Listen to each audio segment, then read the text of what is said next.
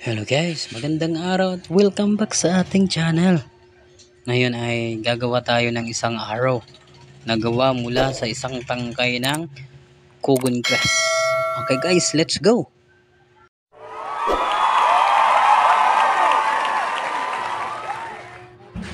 Itong matulis na parte ng ating pana ay gawa mula dito sa bakal na ito. Okay guys, bale pinitpit ko yung flat bar at ginawa kong parang tube para siyang tubo. Pinitpit ko siyang pabilog. Ayan. Pagkatapos mabilog, nagtabas ako ng parte ng medyo makapal na bakal. Nasa 3.5 mm nakapal ng bakal na pinakita ko kanina, medyo malapad. Doon ako kumuha ng gagawing tip, bali yung matulis na yun na parte. Tapos itong pinipit-pit ko dito ay siya namang lalagyan ng matulis na parte. Bali dito i-welding yung bali pinaka dulo na matulis. Okay, para maging arrow, ano siya, bali para maging talim ng ating pana.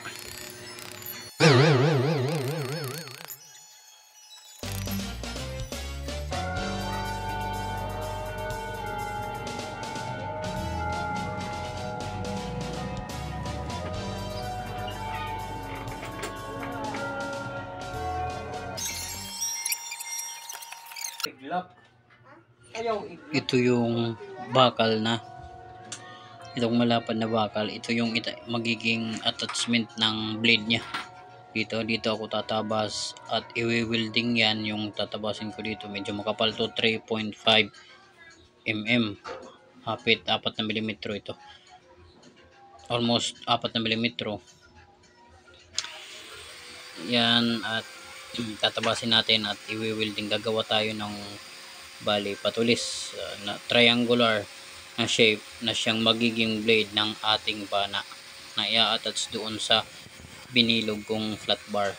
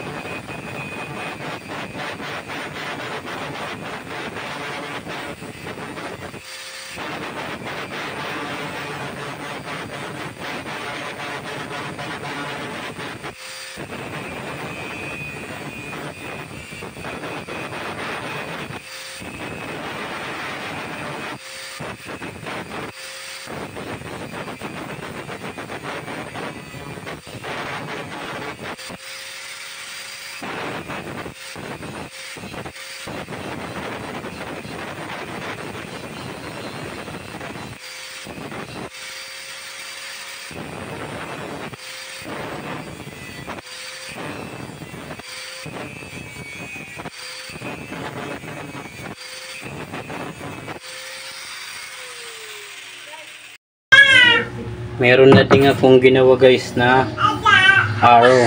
Ito yung arrow, makikita nyo, napaka simple ng pagkakagawa ko. Ayan, naglagay lang ako dito ng yung hawakan ng payong dito, itong parang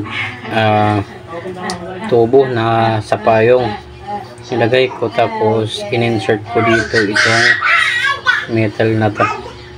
Bali galing ito sa isang flat bar na 1/2 inch, tapos pinatulis ko dito.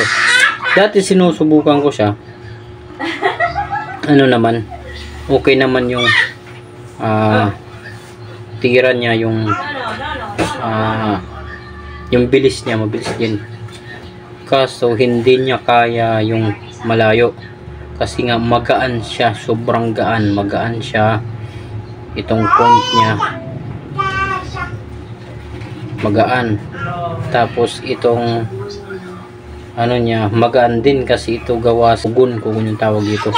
Isang ori ng damo na pag maliit pa kagaya ng tanglad, pero pag lumalaki ayan, matibay siya, wag lang mababad sa tubig. Pag pinatuyo lang siya, pinatuyo sa hangin, ayan, maganda siya. Kahit hindi ganong straight, pwedeng ma-adjust, iinitin lang tapos itutuwid. Ayan, okay siya. Ngayon i-improve ko siya, tatanggalin ko ito, tatanggalin ko. Isa lang naman yung gagawin ko, bali ano lang, may pakita lang yung art dito sa ganitong paggawa ng bow at arrow. Ngayon yung arrow at saka bow naman yung kasunod nating project para pampares dito, para maging isa talaga siyang pana. Yung ready-made na nito, yung finished product na pwedeng gamitin sa pangangaso, yung dating ginagamit ng mga mangangaso. Bali ito isusulpot ko dito pag natanggal ko na ito. Okay, pilit ko siyang tinatanggal pero talagang napaka tindi ng pagkakaipit, nakabaon talaga ng maayos, kaya kailangan ko na lang putulin, i-grinder to.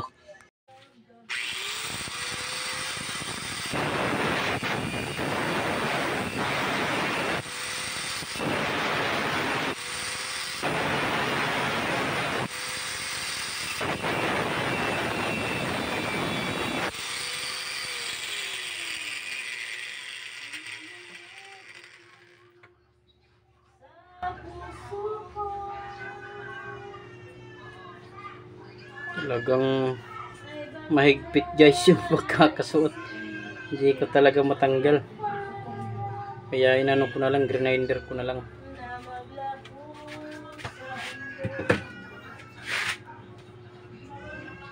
Bali ang mangyayari ngayon, ito ay ipapasok ko dito, ganyan.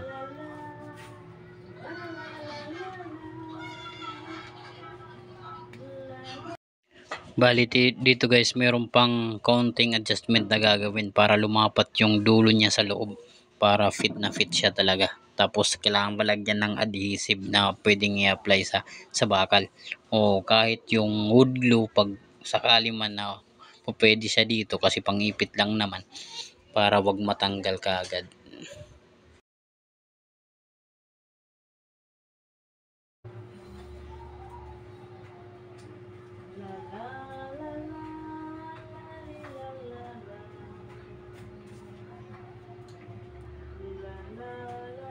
So ayan nga, ang challenge dito kasi ito dapat hindi ganito, kasi wala naman akong wood dowel, na pwedeng gamitin para itong ano dito, pagkakaiba dito yung kapal dito at saka dito, para mabawasan man lang. Kasi mas maganda pag wood dowel, kasi pantay dito yung kahoy, tapos ito mas maliit.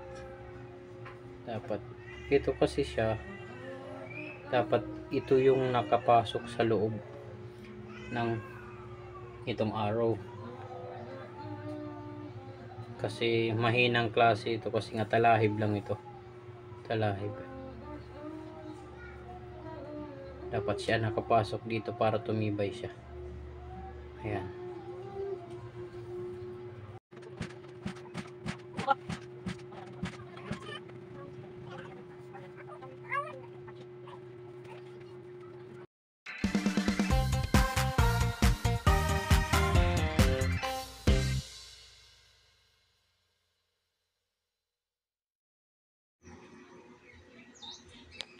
So dito naman guys, i-improve ko yung pagkakalagay ko nitong ano niya, yung guide ng trajectory niya. Bali, yung nakalagay dati sa ginawa ko ay dalawa lang. Pansin ko pag malayo na, medyo umiiba, lalo pag medyo mahangin o umiiba yung direksyon niya, kaya ngayon lalagyan ko ng tatlo. Bali tatlo para balanse talaga. Lalagyan ko siya. Bali itong duct tape pa rin yung gagamitin nating alternative sa balahibo na nilalagay dito, na balahibo ng manok o di kaya balahibo ng gangsa, o kahit na anong balahibo yan na pwedeng magamit dito. Wag na yung balahibo sa pusa hindi yung kasali, yung mga balahibo lang sa na may pakpak, kaya sa may pakpak. Guys, basta sa lumilipad na ibon, pwede yun. Okay, baka naman sabihin, paano yung balahibo ng pusa? Balahibo din naman yon, hindi yung kasali.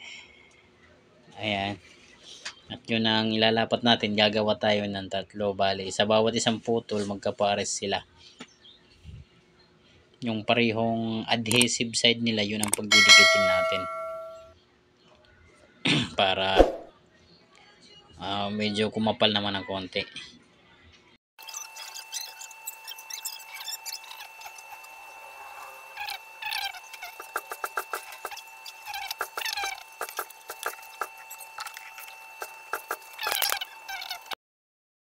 So ayan, meron na tayong nailagay na isa pa lang, bali dalawa pa yung kailangan nating gupitin at ilagay dito.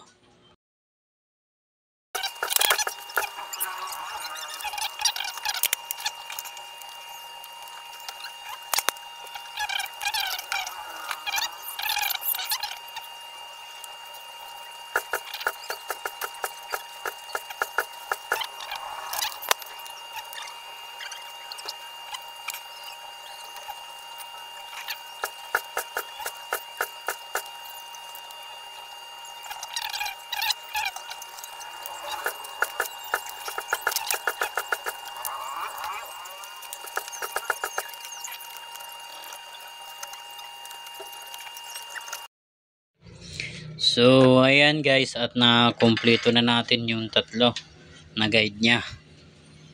Kunyari feeder guide ito, kaya lang wala tayong balahibo dito, kaya gumawa muna tayo ganun pa rin. Ito pa rin ano natin, alternatibo, itong duct tape. Okay, ngayon naman gugupitan naman natin, bali medyo gagaya tayo sa porma ng balahibo ng konti lang naman. Okay, bali gugupitan natin dito, tapos yung porma niya, ayan, parang pormang balahibo na din. Tapos so ayan, meron siyang gupit. Tapos ngayon gugupitan naman natin maya maya yung dadaanan ng pantali niya, kasi dapat itali ito natin, kasi baka may time na lumuwag yung pagkakakapit ng adhesive niya, kaya kailangan talian din ito. Okay guys, tuloy tayo sa paggugupit.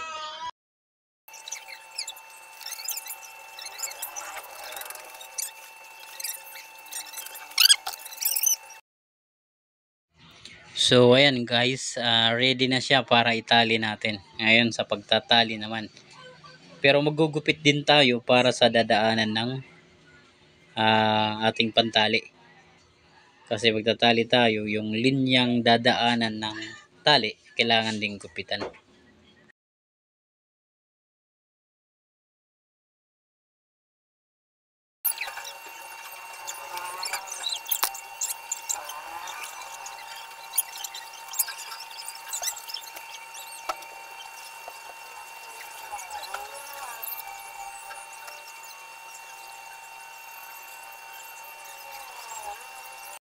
So ayan guys, dito tayo mag-umpisa sa pagtatali niya.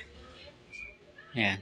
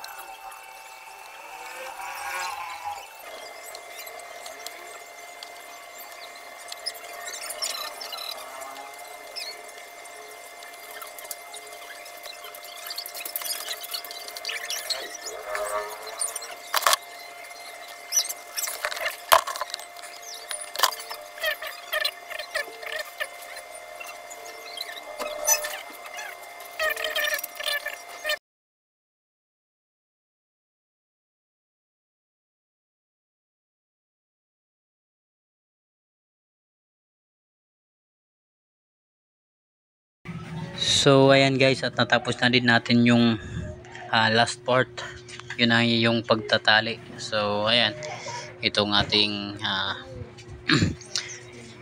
guide sa trajectory ng ano ng ating pana. So ayan, maraming salamat sa panonood, At sa mga bagong napadaan lang din dito sa ating channel, please like and subscribe para magkita-kita din tayo ulit sa susunod na video. Maraming salamat. This has been DIY Mix Vlog. See you on the next video. Bye-bye!